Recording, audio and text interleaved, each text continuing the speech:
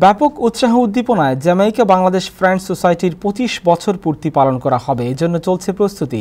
অপরদিকে সংগঠনের family barbecue party ও ব্যাক টু স্কুল কর্মসূচির আয়োজন করা হয়েছে। সংগঠনের কার্যকরী পরিষদ ও উপদেষ্টা পরিষদের এক সভায় এই সিদ্ধান্ত নেওয়া হয়। জ্যামাইকার মেজবান রেস্টুরেন্টে মঙ্গলবার সন্ধ্যায় অনুষ্ঠিত ফ্রেন্ডস সোসাইটির কার্যকরী পরিষদ ও উপদেষ্টা পরিষদের সভায় সভাপতিত্ব করেন সংগঠনের সভাপতি ফখরুল ইসলাম দেলোয়ার।